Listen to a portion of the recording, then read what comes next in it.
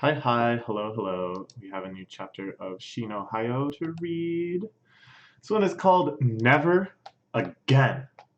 They're competing in the individual tournaments. The winner of the tournament has been decided. It's Shino. Of course it's Shino. MC pulls through. Never let myself get myself busted so awkwardly ever again. She's thinking back, Kyoko here, I think that's her name, thinking back to Kana's vow, a vow that Shino so ruthlessly rescinded. Wondering, worrying, how will Kana take this?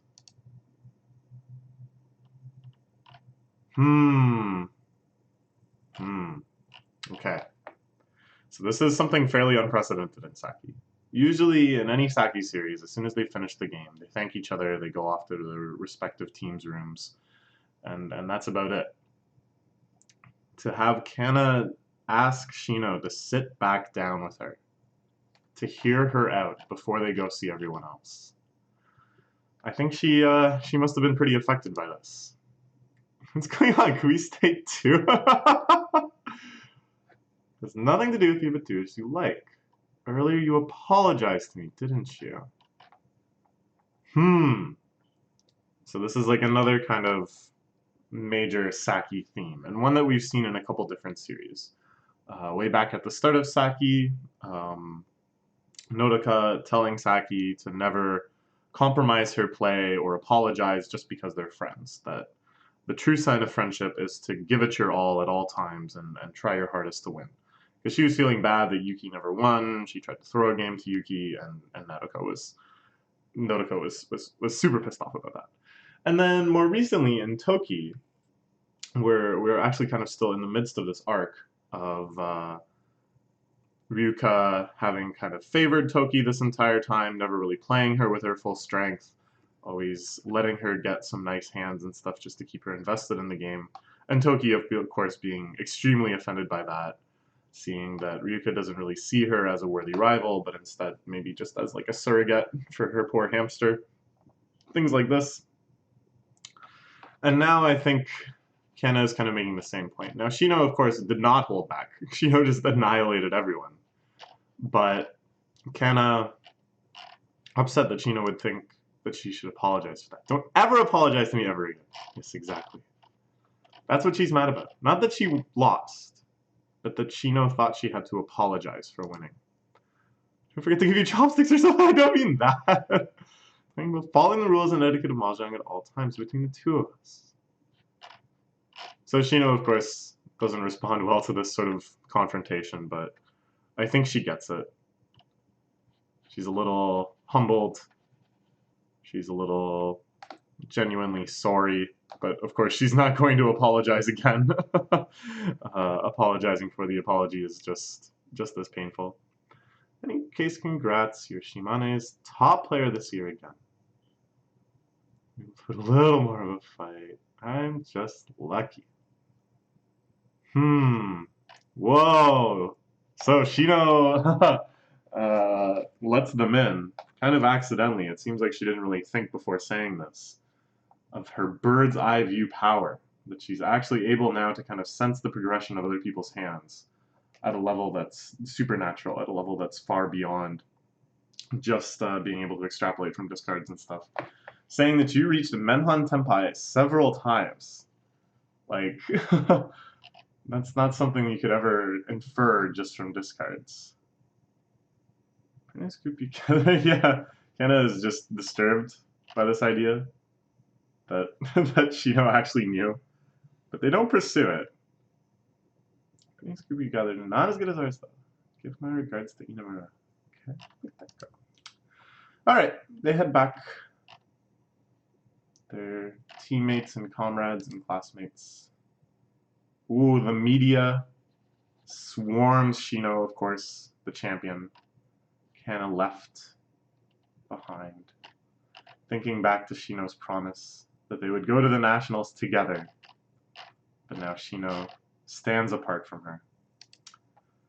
Only one who's going is you. No, it's because I'm worthless. I know that, but She just can't help these feelings of frustration.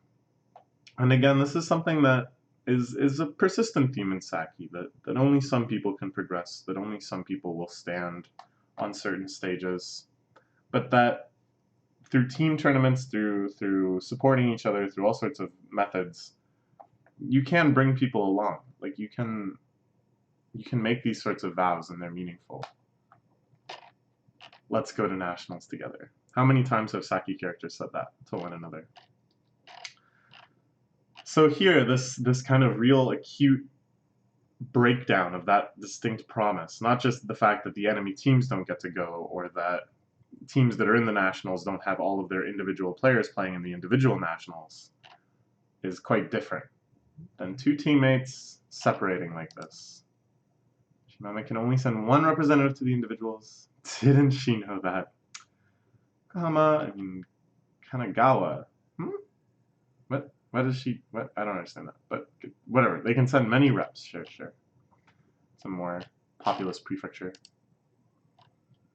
There's this smug girl, joined by her friends. What's the match? But Shiratsuki-san. Ooh, slipping.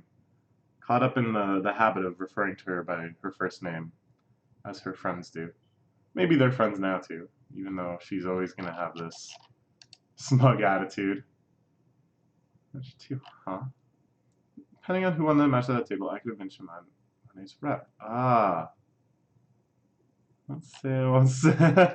I see. So it's kind of a complicated thing. I guess there's kind of an overall scoring system between all of the individual matches, such that it's like your overall performance relative to the overall performances of everyone. It's not just like a simple tournament, but I guess in order to better understand someone's overall like potential across different matchups and such, they have this complex system where in the end, yeah, like depending on how far certain rivals sink in front of you, you could actually end up being the rep. Like if Yue had soundly defeated Shino, then that would undo when Shino beat what's her face here? Smug Girl.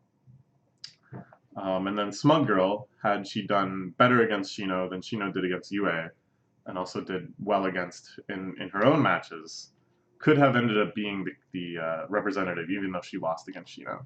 I think that's what they're talking about here. So it's unfortunate. I've seen this thing happen sometimes in pools, in round-robin pools in Smash Brothers tournaments, where it's like the top so many people make it out of pools, and sometimes because of like circles of losing, like I lose to player B loses to player C loses to me. It's like when you're watching the B versus C match, whether or not you advance is based on C beating B, which is, I don't know, pretty intense. Like, you find yourself very, very invested in the match of these perhaps two complete strangers. I don't really enjoy it, having my fate kind of bound up in something like that. But you know, the real solution is just beat everybody, right? It's only pools. Beat everybody. Harry comes back. Ken is there, but Shino, I guess, is still being hounded by the media. My table finished pretty quickly. Ooh! Alright, that's cool. Harry, like, just looking at Kenna's face and thinking about what she said, what took you so long, she realizes immediately that Shino must have just annihilated them. She puts together, like, the fact that Kenna is back, but Shino's not there, and the fact that it happened all so quickly. She knows there's only one conclusion. Congrats to the winner. She's got the medal. Pretty exciting. Sasuga Shino-chan. Done dealing with the adults. Who would have thought the prefectural rep would be from our school? It's already surprisingly qualified for this tournament.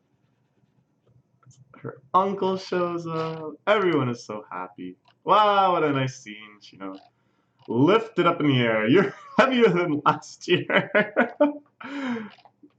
Yeah, it's nice. Just like she flew in the matches. Just like she inherited the spirit of that one bird. Glad you. I am her uncle. I like that he suddenly becomes so aware of the situation that he's just come over here, a complete stranger, and lifted up Shino. Of course, Shino's friends know who he is, but the teacher is the first time they meet. And Kyoka, I think it's Kyoko is quite concerned about Kana. Turn trip. If I take Shino in the car with me, it'll be cheaper, right? Come by car, huh? I don't hate Shino, but in this mood, it's a bit harsh for a defeated player like me to spend over an hour in the car with the winner, Shino. Watch on close. Traveling, expensive. This is tricky. And this is one that happens in Smash tournaments all the time, too. You eliminate each other and then you drive home together. And it's like, well, oh, ooh, and Kyoko pops out to save the day. We also have a car. So she can take Kana. They can have a nice long chat. A nice long chat about whatever they feel like. Kana's house is closer to mine. We can take Kana in our car. So something like this might happen, so it came in a big car. Nice, nice. Let's stop close to my house too. Alright, okay. I'm getting ride homes. It looks like Shino probably going back by herself then with her uncle. But that's fine. Eat and celebrate. Ooh, Shino immediately asleep. Such a long day, such a difficult tournament. She was down to 300 points at one time. Remember that? That's quite a comeback. That's something that really proved she's a monster. Must be careful and gentle when braking or accelerating. Ah, how nice. Let's make smooth moments with the movements of this car. Quietly, he reclines her. How nice. More dangerous to lay like this. The submarine effect. What's a submarine effect? What the heck does that mean? The body slides below the belt, acting like a hinge. Oh gosh. Oh my gosh, I can see what they're talking about. I can imagine that. That's terrifying. Yeah. He's become very paranoid now, picturing that, just as I have. Wait a little, the car should be back in about 10 minutes. Ken just loses it. She's had enough. Looking at the score sheets for last match, Osaka's Cup president had triplet melts over and over again, kind of like Kyoka. We had Menhan Tenpai over and over again. Don't have to tell you about Shino, the one so. So I guess Kana is frustrated because she's realized now, like, that Shino is operating on a different level. That Shino is truly like a monstrous, supernatural player. Don't have any special thingy like they do. Yeah. I have no talent. What should I do to chase after them? To chase after Shino. Right now, I'm not even strong enough to be Shino's sparring partner. Wow, and this is rough because we kind of know from the future of Saki that, like, Shino kind of stands above everyone else. This is the implication that we've had. That when we're learning about Shino, we're learning about one of the most powerful players in the entire universe of Saki. So it's kind of like, on the one hand, it's sad because we know, no, you guys are never gonna catch up. Like, this is just the actual tiering. There's levels to this. But at the same time, we know that Hayari and Kana do also become pros, right? Like, Hayari, I know for sure becomes a pro. I'm pretty sure they implied that Kana is also a pro in modern Saki times. So, it's like, you want to kind of encourage them. You want to be like, no, it's okay. Like, you guys are still going to be extremely strong players. You're still going to have, like, legendary strength. But it's not the same. It's not what they actually want. They want to win. They want to actually surpass Shino. At this rate, Shino will keep getting further and further away from me. Yeah, I mean, it's true. It's true. You're kind, Hayari. I want to hear Shino say it.